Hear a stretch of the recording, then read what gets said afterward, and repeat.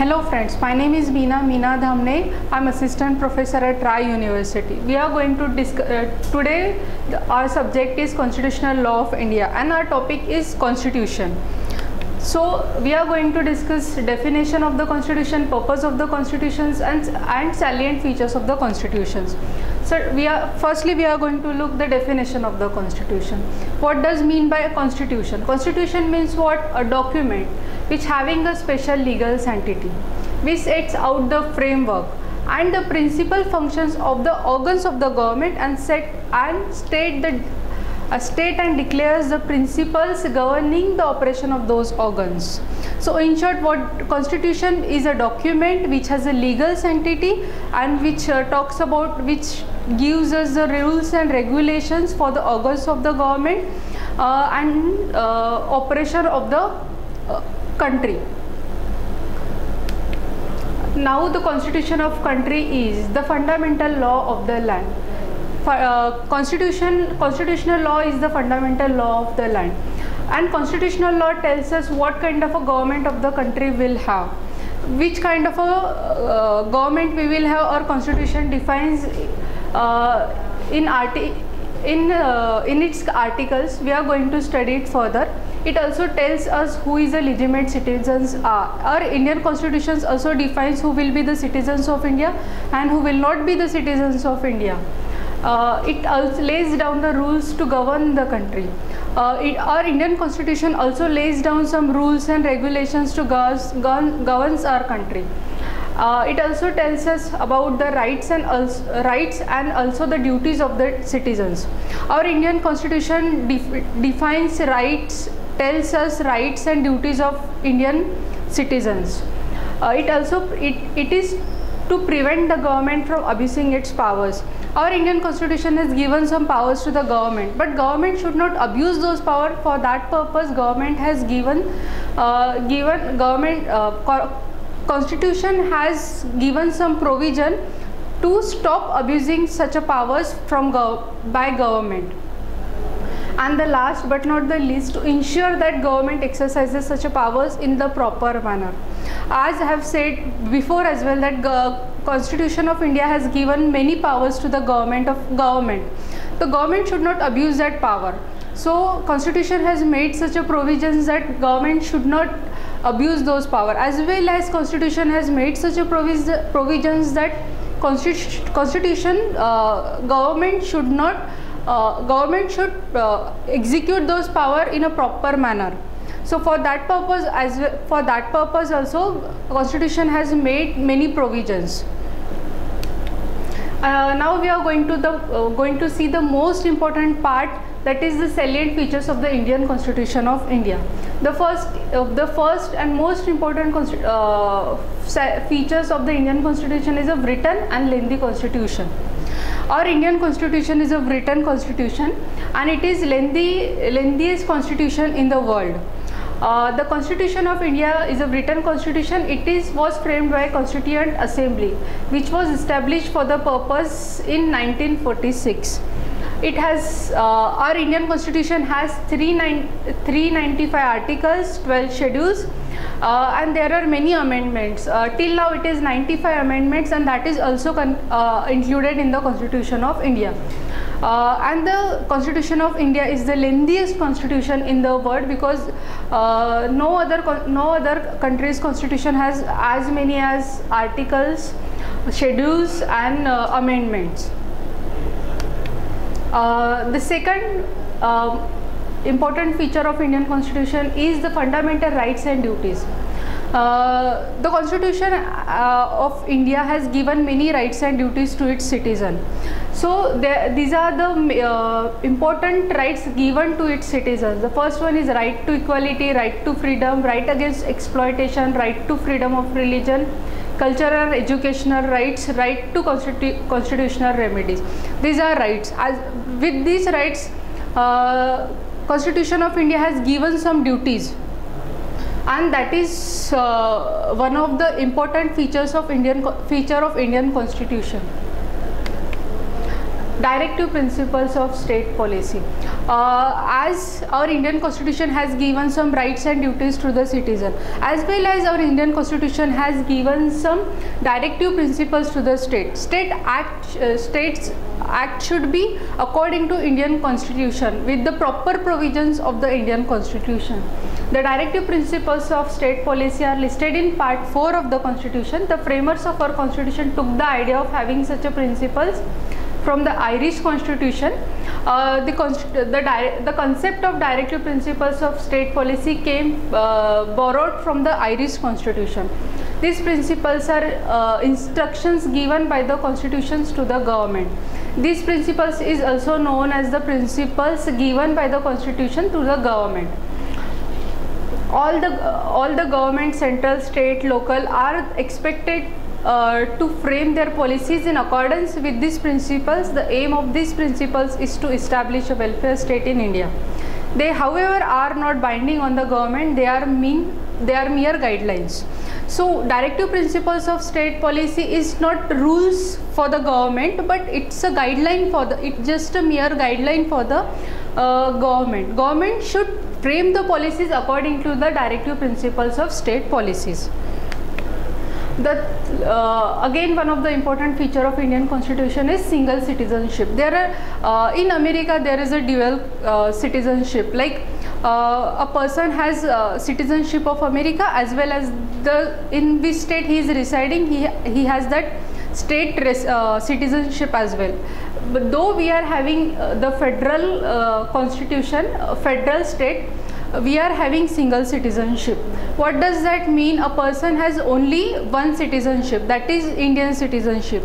If a person is residing in Punjab or Haryana or Delhi or UP, he does not get the citizenship of these states, but he will get only citizenship of India. So this is something remarkable feature of Indian Constitution. Universal adult franchise. The Constitution provides for universal adult franchise. It means that every citizen who is 18 years of age or more is entitled to cast his or her vote, irrespective of his caste, creed, sex, religion, or place of a birth. The Constitution has adopted the concept of universal adult franchise. It means that the person who has completed his 18 years, that person might be of any caste, any creed, or any sex, religion, or his place of birth might be any place, but he has a right to vote. And and with his right, the government of India will be held. Next, rigid and flexible. There are many constitutions of the country. Some of the rigid constitutions, and there some constitutions are flexible constitution. But Indian Constitution has mixed blend of these both the types of constitution. Our Indian Constitution is a rigid constitution as well as it is a flexible constitution.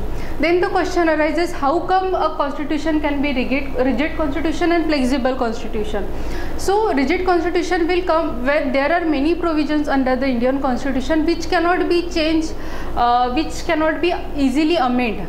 But there are some provisions which can be easily amended. So in those provisions which cannot be easily amended, for those provisions our constitution is a rigid constitution, and for those provisions who can easily amend, for that provisions our constitution is a flexible constitution.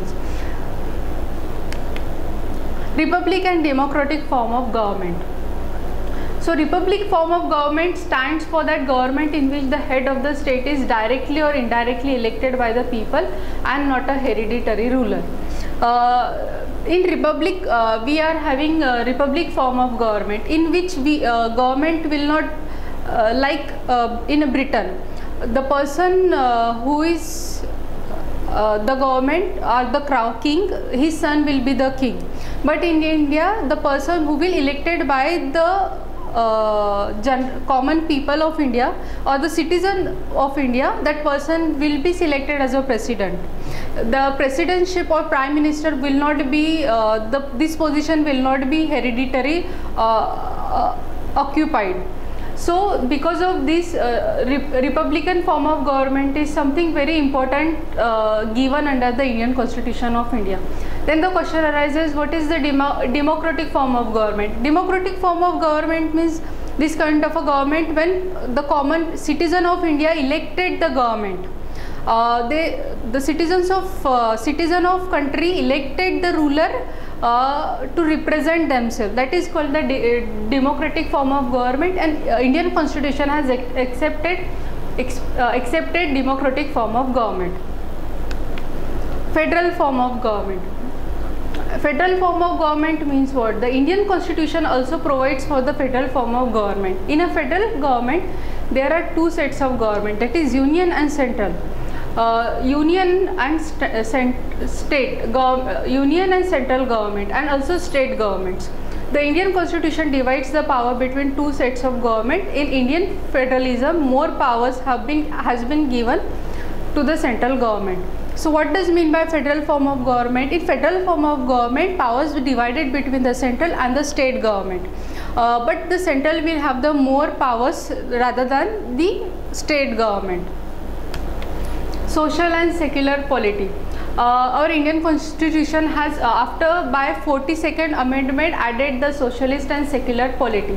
What does mean by socialist? Socialist means the government, Indian government has duty to take care of its citizens. So it means that our constitution has directed the government to keep the social, to keep the policies which are known as the welfare policies or socialist policies. So, and secular means in India there are many religions, but our constitution is not accepting any one religion.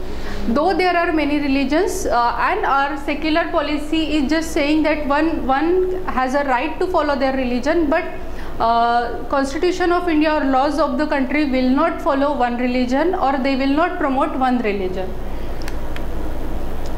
The secular, the same point. The word secular, like socialist, was also added in the preamble by 42nd amendment of the Constitution. There is no state religion in India.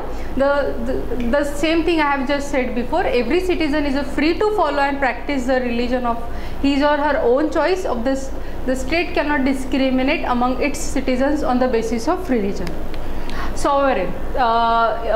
Sovereign means that no outer authority can dominate the policies or dependent upon any. What does mean by sovereign? It clearly said that no more dependent upon any outside authority. No outside authority will be able to dominate India country. India will be the sovereign. No other authority can rule on India.